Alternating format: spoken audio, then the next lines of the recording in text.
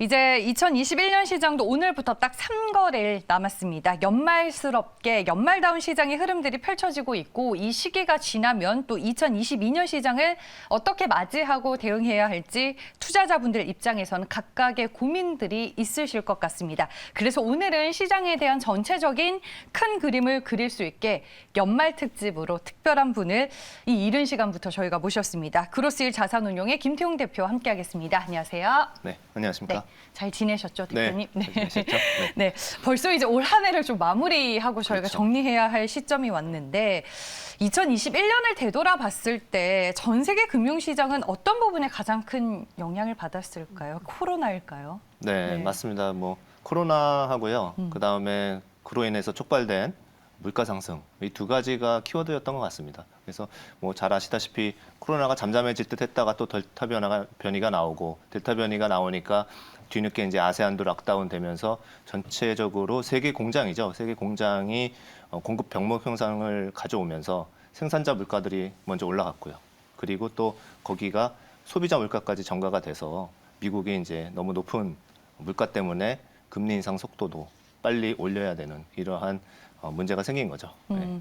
그러면은 인플레이션이나 뭐 물가 상승에 대한 우려감은 우리가 여전히 좀 안고 가야 할 부분인가요, 대표님? 네, 당분간은 물가가 높은 네. 수준에서 유지가 될 것 같은데요. 저희가 생산자 물가 같은 경우가 사실은 약간 선행을 하지 않습니까? 그렇기 때문에 그걸 보면은 내년 1분기부터는 둔화가 되고 꺾이기 시작합니다. 그래서 적어도 소비자 물가 지수로 봤을 때는 한 2분기부터는 많이 안정이 될 걸로 이렇게 보이고 있고요. 네. 그렇다고 그전처럼 뭐 2% 미만으로 떨어지기는 좀 어려울 것 같습니다. 왜냐하면은 꼭 그 생산자 물가만 영향이 있는 게 아니라 실질적으로 소비 활동도 굉장히 강하기 때문에 뭐 예를 들면 주택 가격이라든지 아니면은 임금이라든지 이렇게 상승된 부분들이 그래도 물가를 이제 어느 정도는 높은 수준에서 유지를 하게 할 것 같습니다. 최근에 뭐 국내 증시 같은 경우에는 좀 수급 적으로 연말스러운 특징들을 보이고 있기는 하지만 올 한 해 놓고 봤었을 때 외국인들이 유독 국내 증시 안에서 매도세가 상당히 거칠었던 것 같은데 그렇죠. 그 이유는 뭐였을까요? 네. 제가 이제 외국인이라고 그래도 네. 꼭 미국이 아니더라도 가만히 놓고 보면은 미국이 훨씬 더 유리한 환경이었던 것 같아요. 예. 그래서 미국과 기타 아시아 이머징 마켓 이렇게 해서 분리해서 보면은 네. 미국 같은 경우는 먼저 백신을 제일 먼저 자기들이 개발하고 먼저 맞았고 그러면서 경제 활동도 제일 빨리 재개가 됐죠. 예. 그리고 두 번째로는 기업들의 실적도 상당히 좋았습니다. 미국의 기업 실적은 지금도 계속 상향 조정되고 있어요. 매달 상향 조정이 되고 실적 발표할 때 보면은 서프라이즈가 굉장히 더 많았어요. 예. 그래서 그런 부분들이 굉장히 유리하게 작용을 한 반면에 이머징이나 특히 한국 같은 경우 보면은 조금 백신 보급이 늦었죠, 첫째는. 그 다음에 지금도 지금 코로나 바이러스 때문에 영향을 많이 받고 있고, 그리고 세 번째로 보면은 이것도 좀 중요한데 한국은 빨리 금리 인상을 시작을 했잖아요. 네. 예, 그래서 8월 말부터 시작을 했으니까 한국은 약간 호키시한 이런 나라인 거고요. 미국은 한 거의 1년 뒤에 하는 거니까 한국에 비해서. 그다음에 대출 규제도 하고 있고 이런 부분들 보면은 한국은 약간 더 조이는 입장에 있었다. 이런 부분들이 있고 중국도 마찬가지죠. 뭐 부동산 문제 이런 것 때문에 계속 규제 일변도로 빅테크 때리기 이런 쪽으로 갔었기 때문에 만약에 글로벌 자산 배분을 하는 펀드 같은 경우 입장에서는 놓고 봤을 때 그렇게 매력적인 시장은 아니었어요. 네. 그렇지만 이제 뭐 내년에는 좀 반전이 될 거라는 생각을 합니다. 그리고 마지막으로 이제 기업 실적도 한국은 계속 좋아지다가 3분기부터 좀 둔화되기 시작했습니다. 예. 이 정도 차이가 있다 이렇게 보겠습니다. 좀 취약한 부분도 있고 고질적인 문제도 있는 것 같고 답답한 네. 부분들도 국내 증시 안에는 좀 있는 것 같은데 이런 것 때문에 개인 투자자분들 입장에서는 올해 미국 시장으로 좀 많이 투자를 옮겨간 걸로 제가 알고 있는데 그렇죠. 그러면 네. 여전히 견조한 미국 시장 위주로 투자하는 게 또 한편으로는 시장에서 하나의 대안이 되는 걸까요? 네, 좋은 말씀인데 미국은 항상 늘 가져가야 되는 시장으로 보고요. 네. 그리고 그렇지만은 2022년 내년에는 약간 다를 수도 있어요. 왜냐하면은 이미 거의 30% 가까이 오른 미국 시장과 그 다음에 거의 한 5% 정도밖에 못 오른 한국 시장을 비교해 봤을 때 내년에는 한국이 좀 개선될 부분들이 좀 많이 있습니다. 그렇기 때문에 그분 뒤에 또 말씀드리겠지만 네. 어쨌든 그 미국 시장은 어느 정도 비중은 항상 가져가셔야 되는 거고요.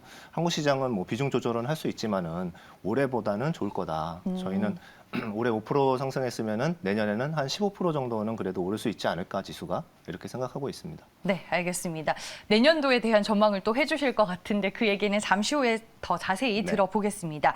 올 한 해 이제 또 되돌아봤을 때 업종을 대표하는 종목, 뭐 대형주 위주로 수익률이 참 좋지 못했어요. 반도체는 최근에 그래도 가고 있지만 뭐 현대차, 기아 들고 계신 분들은 한 해 동안 보유하고 있었을 때 과연 수익률이 적금만큼 좋았을까라는 생각이 저는 또 개인적으로 그렇죠. 들거든요. 네. 네, 이거는 그러면 이제 우리가 왜 이런 현상이 나타났을까라고 생각을 해야 될까요? 네. 네. 그 말씀하신 것처럼 삼성전자나 뭐 현대차나 대표적인 네. 한국 기업들이 뭐 실적은 나쁘진 않았습니다만 그 주가는 상대적으로 굉장히 부진했고요. 그리고 그 부분 중에 이제 삼성전자를 저희도 뭐 좀 중간에 좀 힘들었긴 했습니다만 네. 삼성전자를 말씀을 드리면은 삼성전자 같은 주가는 반도체 가격에 굉장히 선행을 합니다. 그래서 반도체 가격이 꺾이기 전에 미리 꺾이는 경향이 좀 있는데 반도체 가격은 이제 스팟 기준으로는 3분기 말부터 가격이 빠졌거든요. 그러니까 이제 2분기에 실적을 좋았는데도 반도체 가격이 빠지기 시작하네. 그러면은 이게 언제까지 빠질지 모르니까 일단은 좀 조심하자 이렇게 생각을 했던 것 같고 그 주류의 생각은 외국인이었습니다. 그래서 외국인들이 삼성전자를 굉장히 많이 팔았죠. 네, 그 부분들이 문제였던 거고요. 그리고 하이닉스도 같이 영향을 받을 수밖에 없었던 부분입니다. 그런데 이제 삼성전자의 이익은 지금 이제 4분기까지 넘어가게 되면은 약간 전방 지표가 또 좋아지는 모습이 있어서 그래서 계속 나쁘다고 말할 수는 없을 것 같고요. 그리고 현대차 또 잠깐 짚으면은 아까 여미사님이 현대차 계속 좋게 말씀하셨는데 저희도 좋게 보고 있습니다. 그런데 올해 문제점은 이제 차량용 반도체가 3분기부터 좀 공급 차질이 있으면서 가격은 좋았는데 수요도 좋았고 가격도 좋았고 다 좋았는데 공급을 잘 못한 거죠. 예, 그런 공급이 슬슬 풀리기 시작하는 것 같고 그런 부분들 그러니까 아세안도 락다운 다 풀린 지 좀 됐지 않습니까? 네. 예, 이런 부분들 때문에 그래도 적어도 내년에는 생산량을 좀 맞춰줄 수 있지 않을까 이렇게 생각을 합니다. 그리고 마지막으로 현대차는 그 전기차 부분에서 좀 부진했습니다. 그래서 그 경쟁사 대비해 가지고 마켓시어가 좀 떨어진 부분도 있고 한데 그 얼마 전에 현대차의 정의선 회장이 그 얘기를 했죠. 그래서 100만 대 목표로 했던 거를 160만 대까지 올리겠다. 23년에. 그래서 전기차의 생산도 좀 더 가속화할 거로 생각합니다. 그래서 전체적으로 한국계 간판 기업들이 좀 나쁜 부분들은 거의 어느 정도 마무리돼 가고 있지 않는가 이렇게 생각하고 있습니다. 현대차도 진짜 GM과 포도 올 한 해 동안 주가 간 걸 생각하면은 그렇죠. 예. 뭐 주주분들 입장에선 너무 답답한 부분이 컸을 것 같은데 내년엔 조금 개선의 여지들이 보인다라고 말씀해 주셨고 반도체 말씀해 주셨으니까 최근에 반도체 겨울론에서 좀 벗어나면서 전체적으로 반도체 IT 이쪽이 상당히 좋은데 결국에는 연말 연초에는 IT다. 뭐 이게 정석일까요, 대표님? 네, 그렇게 IT가 풀어나갈 것 같습니다. 아, 예. 네. 그 이제 이유는 반도체가 약간 비관론이 있었다고 말씀드렸지 않습니까? 네. 회사들도 투자 의견을 다운그레이드한 회사들도 있었고요. 반도체 가격도 계속 빠지고 있었지만 지금 최근의 변화는 한 달 전부터 스팟 가격이 바닥을 잡고 약간씩 반등을 하고 있습니다. 그런데 추세적으로 확 올라갈지는 모르겠어요. 네. 아직도 4분기나 1분기까지 고정거래 가격 같은 경우는 하락이 예상이 돼 있습니다. 그래서 그런 부분이 있는데 아까도 말씀드렸듯이 반도체 가격보다 주가는 한 적어도 3개월에서 6개월 정도 빠르게 움직입니다. 선행하죠. 예, 선행합니다. 그래서 굉장히 스마트한 게 이제 주가인데 그렇게 봤을 때 지금 변화는 뭐냐면은 1분기에 반도체 가격이 빠지는 건 알지만 그 빠지는 폭을 축소시키고 있어요. 그러니까 생각보다 서버 수요도 좋고요. 그 다음에 노트북 반도체 수요도 좋습니다. 그러다 보니까 맨 처음에 디램 익스체인지 같은 기관에서 1분기 한 10% 빠진다 이렇게 예상을 하고 있었거든요. 근데 이게 줄어들고 있어요. 10%까지 안 빠져. 한 5% 빠질 것 같습니다. 이런 식으로 어느 정도 이제 축소를 시키고 있죠. 그러면은 결과적으로는 그런 부분들이 최근에 반영이 되고 있어서 반도체 주가들이 반등을 한 거고요. 그리고 이제 내년도에는 이제 페이스북이 이름을 바꿨죠, 메타로. 그런데 지금 굉장한 서브 투자를 하고 있습니다. 왜냐하면은 곧 공개를 할 거는 같은데 허라이즌이라는 이 사이트 이런 메타버스 환경의 그런 사이트를 구축을 하고 있기 때문에 거기에 많은 투자를 하고 있는 걸로 알고 있습니다. 그래서 반도체가 좀 네. 풀어나가지 않을까 이렇게 기대를 하고 있습니다. 그럼 크로스일 자산운용에서도 IT 업종을 상당히 긍정적인 표로 보고 계실까요? 네, 맞습니다. 저희도 뭐 한 달 전부터 반도체를 다시 다 정상화 비중으로 다 올렸고 그 다음에 반도체만 사는 건 아니고 그 밑에 체인들이 있지 않습니까? 네. 그래서 반도체 소재라든지 일부 장비라든지 이런 쪽까지 수직 교야로 돼 있는 이러한 인더스트리는 저희가 다 이미 오버웨이스로 좀 올려놓은 상황입니다. 이미 비중 확대가 진행이 네네. 됐군요. 알겠습니다.